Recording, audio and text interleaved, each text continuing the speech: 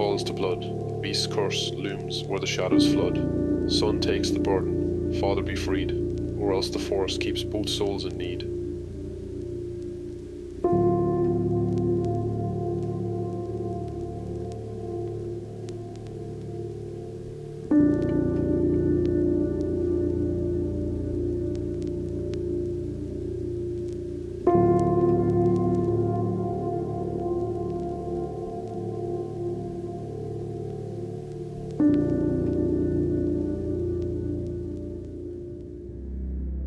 Longing for roots. David leaned back against the worn leather couch, his gaze fixed on the ceiling as the rain pattered against the window. His girlfriend, Rachel, sat beside him, her hand resting on his shoulder as he absent-mindedly traced circles on her palm. He'd been like this for days, distant, thoughtful, a man caught up in the labyrinth of his mind. Rachel broke the silence, her voice gentle but urgent. "David, you've barely spoken about anything else for weeks. You really want to go, don't you?" David sighed, raking a hand through his hair. I don't know, Rach. I mean, yeah, I do. I've spent so many years wondering who I am, where I came from, and now I've finally got something. Just a name, O'Malley, and a location. It's a tiny spot in Ireland, some place called Gloomgrove. Rachel's brow furrowed. Gloomgrove? Sounds charming. He chuckled, shaking his head. I know, but that's all I have. A name and a location. My entire life I've only known I was adopted. There's never been any connection to my past. No story, no family. This might be my only chance. Rachel considered his words. I get it, but you don't even know what you're walking into. This relative, whoever he is, might not want to be found. What if he's dangerous? David shrugged. Dangerous or not, he's family. He's the only blood I know of. I've thought about this every day since I got that letter. Rachel tightened her grip on his hand. Then I think you have to go. But promise me you'll be careful. I know you're searching for answers, but what if they aren't the ones you want? David's gaze turned resolute. If there's anything to learn about my family, I need to see it for myself, no matter what it is. David clutched his ticket as he boarded the train from the airport, feeling the heavy weight of anticipation mixed with unease. He sank into a worn seat by the window, watching the landscape shift from urban sprawl to rolling hills and dense, misty forests. The rhythmic clacking of the train lulled him into a trance, and his eyes grew heavy. In his dream, he was young again, no more than 4, standing barefoot on the creaky wooden floor of a small, dimly lit house. His mother's face, streaked with tears, loomed above him, her trembling hands clutching his shoulders. She was crying, pleading, her voice thick with desperation. "No, I won't give him up," she cried, her arms wrapping tightly around his small frame. "He's my baby." A towering man, tall and broad, stood before her, his face shadowed, but his voice carried a grim finality. "We must. He can't be part of this. We cannot risk it." David watched his mother collapse, sobbing, as he was gently but firmly pulled from her grasp. Moments later, he saw himself standing in the entryway of a cold, unfamiliar building, the home for abandoned children. His small hand reached out, but his mother was gone.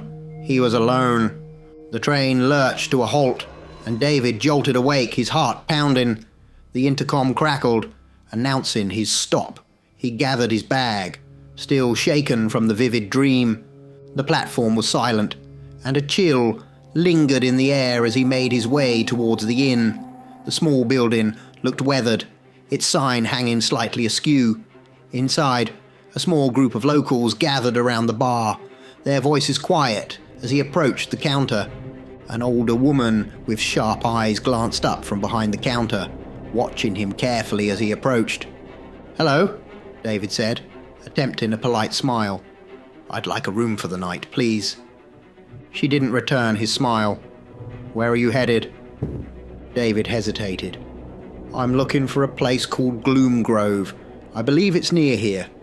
At the mention of Gloomgrove, the murmur in the room ceased. Faces turned toward him, suspicion etched into every stare. The innkeeper's eyes narrowed. "You shouldn't be here," she said coldly, crossing her arms. "Best turn around and go back to where you came from." David frowned. I'm looking for a relative. The name O'Malley. It's important." At the sound of the name, a few patrons muttered angrily, and one man spat on the floor. The innkeeper's mouth set into a hard line. "O'Malley, you don't want any part of that family," she said. "Whatever reason brought you here, it'll bring you nothing but grief." "Please, I just need a room for the night." Her gaze was unyielding. "We're full. Best be on your way." David gritted his teeth, frustration boiling inside him. He picked up his bag, muttering a quick, "Thank you," before he turned and headed out the door. His hired car, waiting in the lot from earlier, offered a brief moment of relief as he climbed inside and started the engine. He glanced at his map, hoping to find another place to stay for the night. As he pulled away from the inn, he cast one last glance at the shadowed faces in the window, their stern eyes following him as he drove into the night.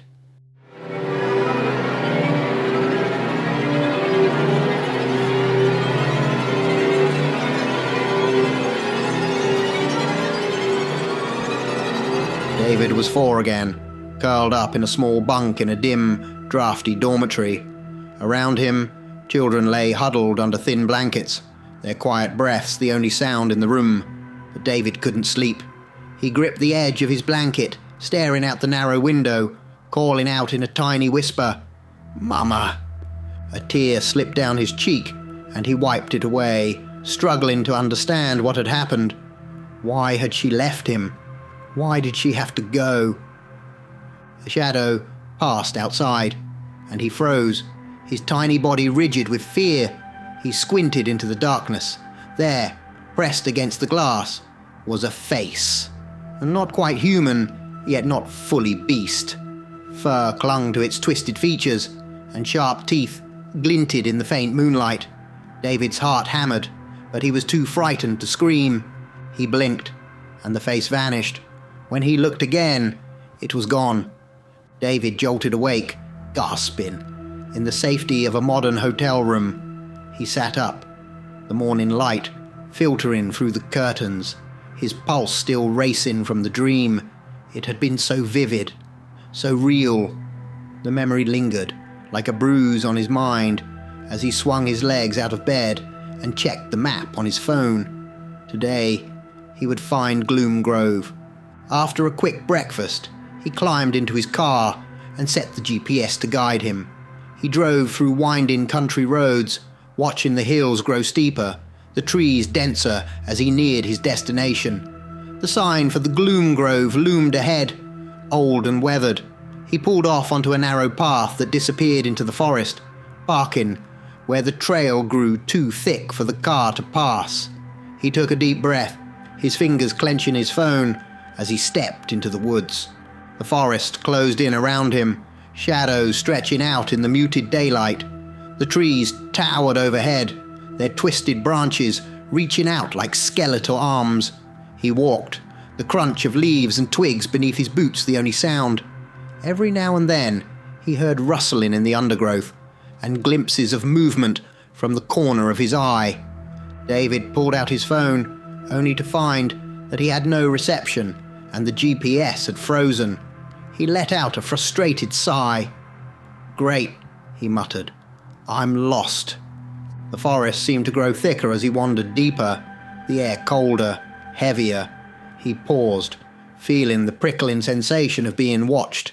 His eyes darted around, but there was nothing but endless trees and shadows. A low growl broke the silence, followed by the rustling of undergrowth. Footsteps, heavy and deliberate, echoed through the trees. He spun around, trying to pinpoint the direction, his heart thundering as fear clawed at his mind. "Who's there?" he called, his voice trembling. A deep voice, with a thick Irish accent, answered from the shadows. "And what might ye be doing here, stranger?" David turned sharply, his eyes searching for the source. Out from behind a tree stepped a tall, rugged man, his face partially hidden beneath the brim of a weather-beaten hat. His eyes were dark, piercing, and there was an unsettling intensity in his stare. David swallowed hard, nerves tingling.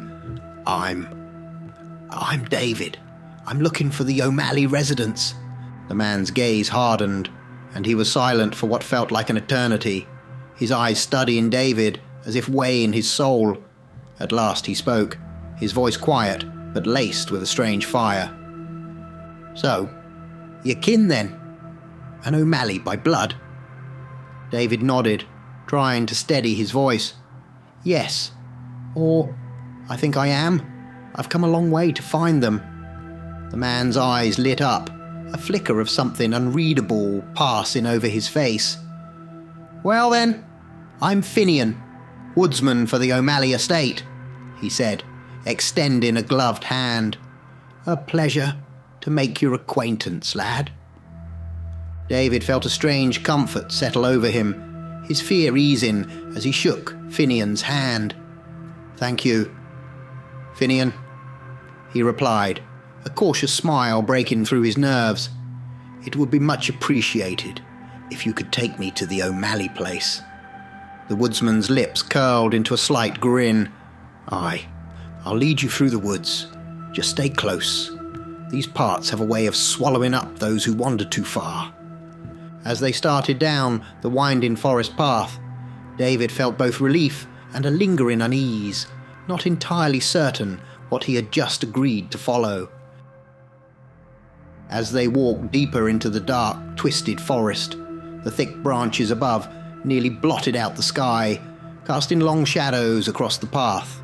The silence was broken only by the occasional crackling of undergrowth, and Finian's voice, low and measured. "You know, the O'Malleys haven't had a visitor in nearly 30 years, he said, casting a sidelong glance at David. "Some commotion about a family feud back then. We all thought the family line had died out, or at least all the O'Malley sons anyway." David felt a prickle of unease at the word sons. He turned to Finnian, who watched him with an almost curious expression. "Aye, the O'Malley sons are a special sort. You wouldn't happen to be one of them sons now, would you, David?" Finian's eyes gleamed, a strange glint, catching in the shadowed lines of his face. David's stomach twisted, but he nodded cautiously. "I'm not entirely sure. I was adopted as a child, and I've spent years trying to trace my heritage. Everything I've found points to the O'Malleys, but it's all bits and pieces. I was hoping coming here might fill in the blanks." Finnian gave a thoughtful nod. "And what of your mother? Do you know much of her?" David reached into his jacket pocket and pulled out an old, faded photograph. The image was torn at the edges, smudged with time, but the woman's soft, caring eyes and gentle smile were unmistakable.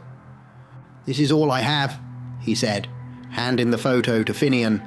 Finian's face softened, his eyes lighting up with recognition as he studied the picture. He stopped mid-step, his voice quiet, almost reverent. "Ah, she was a beauty, a kind soul. So, it was her then, Maeve O'Malley." David's heart skipped a beat. "You knew her?" Finnian nodded, his face solemn. "Aye, I knew Maeve well. She loved her family more than anything in this world. When she lost her son," he shook his head, voice laden with sorrow, "she couldn't live with the pain.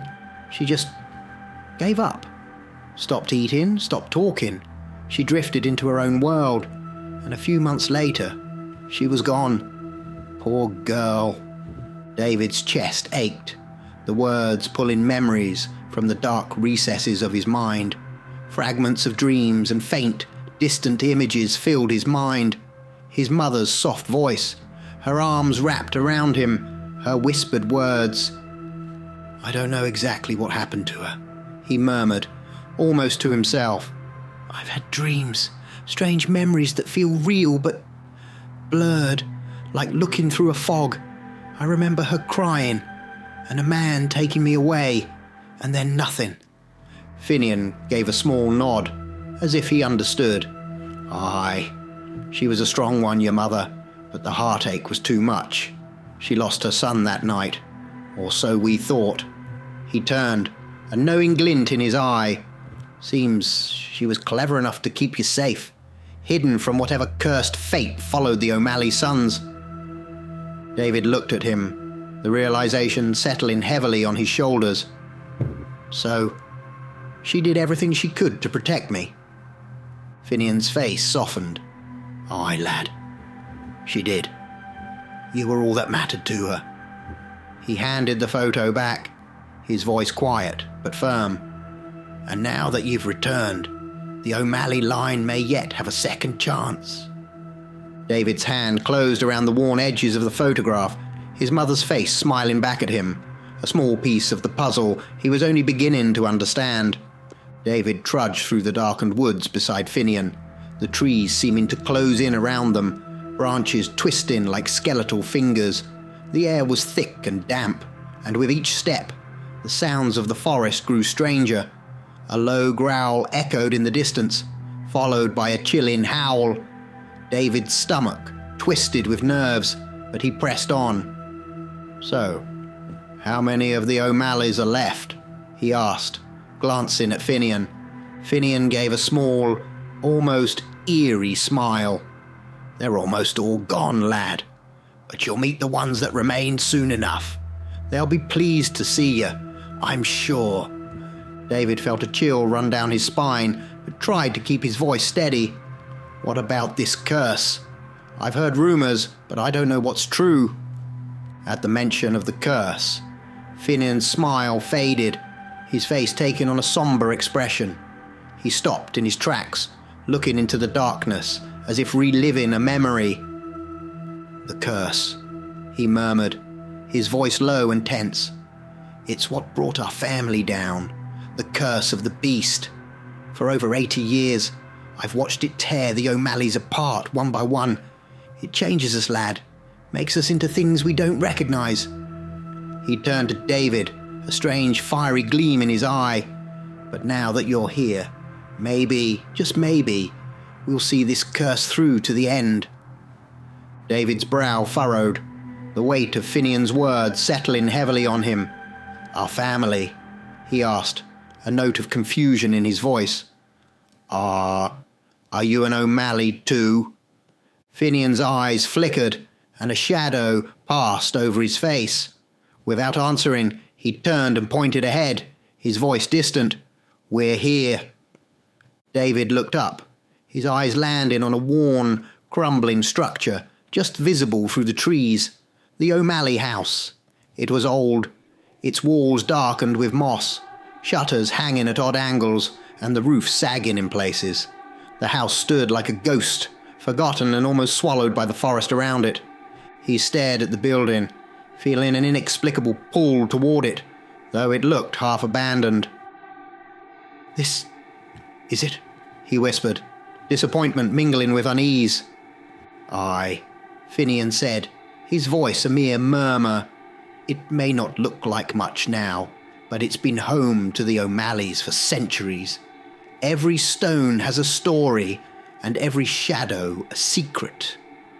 David stepped forward, his heart racing, and the forest grew eerily silent around them, as if holding its breath, waiting for what would come next. Inside the dilapidated house, shadows clung to every corner, the air thick with the scent of age and decay. Dust swirled in the faint light, filtering through cracks in the walls. David took a step, his voice echoing softly in the emptiness. Where are the other O'Malleys? He asked, glancing around the vacant rooms. Finnian closed the door behind them, his lips curling into a small, bittersweet smile. They're here, lad. I'm all that's left, he said quietly. I had to be sure. You were who you claimed to be. I'm your mother's brother, your uncle. I'm Finnian O'Malley." David's breath caught as the realization settled in, and before he could speak, he saw the glimmer of thought in Finian's eyes. "You don't know what this means to me, lad," Finnian whispered, his voice breaking. "To have you here, flesh and blood. I thought I was the last. I thought I'd be cursed in these woods until the end of time. But now you're here. I can be free." David's brow furrowed in confusion. How can I help?" Finian's face crumpled, and he sank into a worn armchair, wiping his eyes. "You have no idea, lad, how torturous it's been. Stuck here alone year after year, no family, no kin, just me in the woods, nothing but shadows and memories. But now," he looked up, a desperate glint in his eyes, "maybe there's a chance for me. Maybe you can help free me from the curse that binds me." David nodded slowly, unsure of what he was agreeing to, but feeling the weight of Finian's words. "I'll do what I can, Finnian. I'll help if there's a way." Finian's demeanor shifted, a sudden eagerness flashing across his face. For a moment, he looked like a man finally glimpsing hope after years of despair. But as he straightened, his eyes darted away, a flicker of something hidden in his gaze. David could sense it, a shadow, a secret that Finnian wasn't telling him. As Finian's face softened into a smile, David couldn't shake the feeling that there was something lurking beneath his uncle's grateful words, something dark and desperate.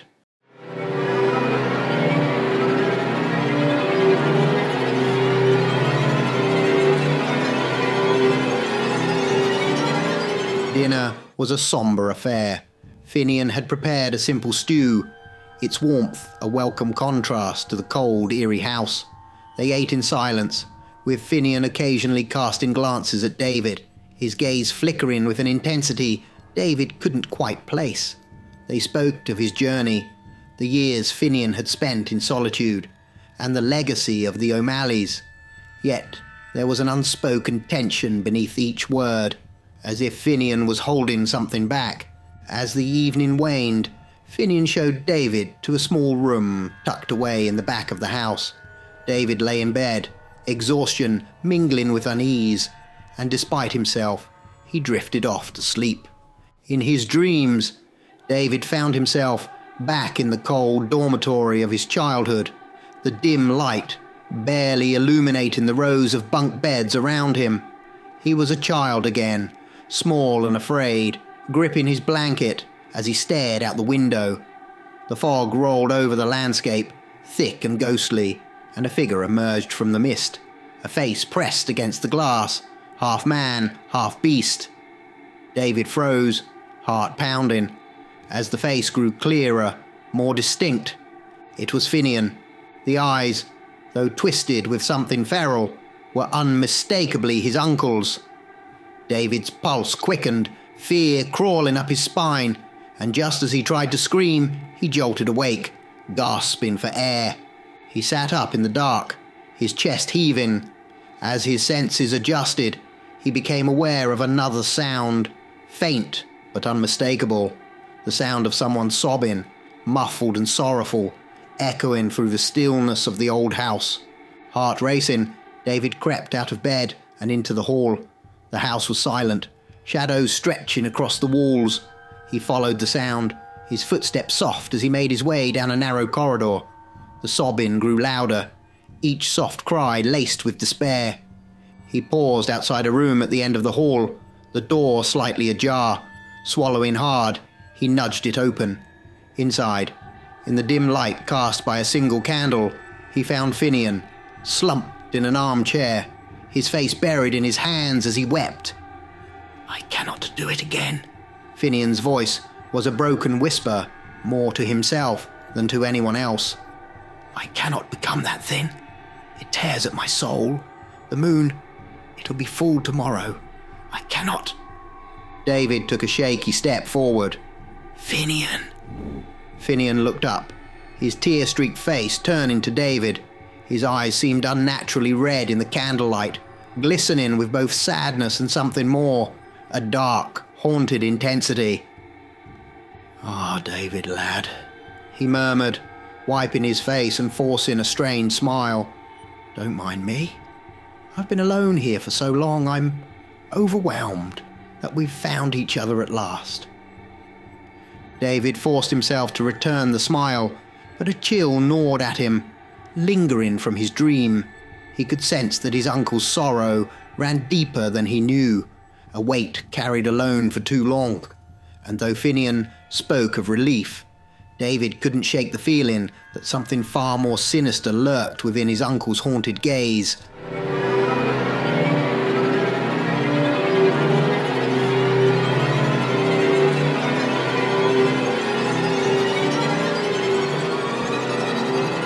David hadn't slept a wink after the night's events.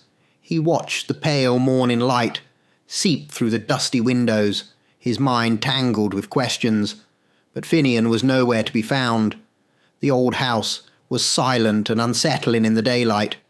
David wandered its rooms, finding only remnants of the past, faded portraits on the walls, their eyes seeming to follow him, and claw-like scratch marks along the edges of doors and window frames, as if something wild had been trapped inside. He waited all day, but Finnian didn't return. As evening fell, shadows lengthened, and the sky began to darken. Just as the last slivers of sunlight disappeared behind the tree line, David saw movement outside.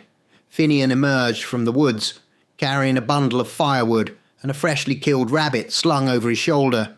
He gave David a grin, his teeth catching the fading light as he approached. "You'll need to get used to this if you're to take over here, lad," Finnian said, dropping the wood near the fire. David blinked in confusion. "Well, Finnian, I was actually thinking about getting back. I've been away long enough. We can definitely stay in touch. Maybe you could come to the city with me." Finnian's face darkened slightly, but he forced a nod. "Maybe." He cleared his throat. "But first, there's something important we need to discuss. Let me fix us dinner, and we'll talk." David's curiosity mounted as Finnian prepared their meal, the savoury scent of cooked rabbit filling the room. He couldn't shake the feeling that Finnian was holding back something crucial, some deeper truth about the family, perhaps even about his mother. As they finally sat down, David couldn't contain himself any longer. "So," David said, his voice hesitant, "what was it you wanted to discuss?" Finnian held up a hand. "Eat first, lad. Best we both have our strength for this conversation." The meal was eaten in silence, a palpable tension in the air. Finally, when they had finished, Finnian set down his utensils, his face shadowed with the weight of years. "You see, lad," he began, his voice steady but laden with sorrow, "the men of the O'Malley family have lived here for generations, bound by a curse none of us could escape." He paused, his gaze drifting to the walls, as if he could see into the past. "When your mother was born, she was the first daughter in a line that had always been sons. She wanted nothing to do with this place, this legacy. She met your father, a kind-hearted man, and tried to start a life far away. They had you, and she hid you from us, from me." David felt his stomach knot. "Why? What exactly is this curse?" Finnian sighed, his eyes dark and haunted. "A curse, lad, is one of the beast, passed down through the bloodline from father to son. My father cursed me, as his father cursed him. I was meant to pass it to my own son, but I had none. So when your mother left with you, she stole my chance at freedom. You see, the curse binds us until we pass it on. And I've been alone, bound to this godforsaken place for decades." David's face drained of colour as he listened, horror dawning on him. Finnian's voice turned cold. "I tried to find you once, but your father stopped me, a fool. But now you're here." His eyes glinted with a chilling fervour. "It's time, David. Time for me to be free." David gripped the edge of the table, his heart racing. has to be a way out. A doctor. A cure. Finnian laughed bitterly, his voice thick with scorn. Oh, you're a naive one, David. Stupid city folk, always thinking there's a cure for every curse. Suddenly, he fell silent, his gaze shifting to the window where the full moon had begun to rise, casting a pale glow over the room. His voice dropped to a low murmur, almost a chant, as he recited, Under the O'Malley moon, blood calls to blood, a beast's curse looms where the shadows flood. Son takes the burden, father be freed, or else the forest keeps both souls in need. As the rhyme left his lips, Finian's face contorted, his eyes gleaming with a savage hunger. David pushed his chair back, his body frozen with fear, watching as his uncle's shadow stretched and shifted grotesquely in the moonlight. Finian's body began to twist and contort, his limbs lengthening as his spine arched grotesquely, bone cracking and shifting beneath his skin. His fingers stretched into claws, dark, sharp, and menacing, while thick, black fur sprouted across his body, covering his skin in a matted, wild mane, his face elongated into a savage snout, eyes burning with an animalistic hunger, a red glow that pierced through the dim room. David watched in terror as his uncle transformed, unable to move, his legs rooted to the floor. Yet even as the horror unfolded, Finian's voice remained, guttural and rasping. Now, lad, you'll become the beast, and I will be free. The transformation completed, and Finnian now stood as a towering, monstrous werewolf. His massive, hulking frame dwarfing David, black fur rippling across his back, his mouth a cavern of razor-sharp teeth, saliva dripping from his maw. He loomed over David, growling low, the sound vibrating through the walls. David, paralyzed with fear, could only stare as Finnian lunged, his jaws clamping down on David's neck with a ferocity that sent white-hot pain coursing through him. The world spiraled into darkness. When David awoke, days had passed, the house silent and Finnian nowhere to be found.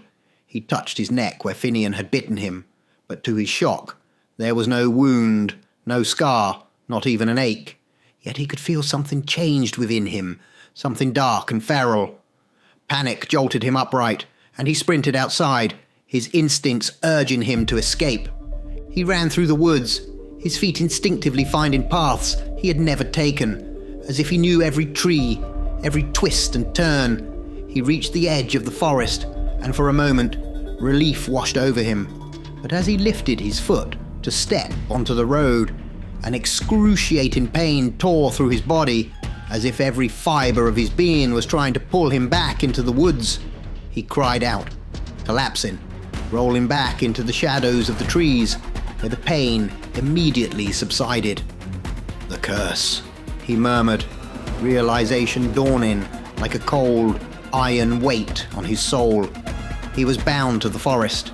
Days turned into weeks.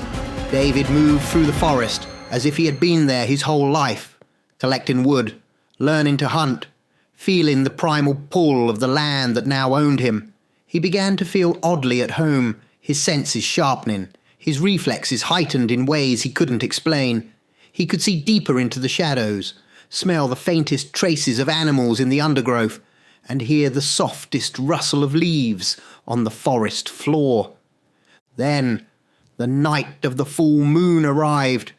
As darkness fell, David's body tensed, his skin prickling with an indescribable sensation. His vision sharpened, his hearing intensified, and his heart began to beat with a fierce primal rhythm. He doubled over, gasping, as an unstoppable force tore through him. His limbs extended, claws ripping through his fingertips, fur spreading across his body in dark waves. He could feel his face elongating, his teeth sharpening, his humanity slipping away as the beast took over. In his mind, he saw only flashes, a blur of trees as he sprinted through the forest, his senses honing in on the faintest movement. A rabbit dashed across his path, and he pounced, driven by a savage instinct to hunt, to kill. There was no conscious thought, no restraint. He was a primal force, a creature bound to the woods, beholden only to the call of the moon. When dawn finally broke, David awoke in a hollow beneath a massive oak, his body weak and aching, his memories scattered. He understood, then, the curse that bound him. He would never leave these woods, never know the freedom of the outside world again. This place was his prison, his inheritance. There was no escape, only the relentless cycle of man becoming beast, the curse of the O'Malleys.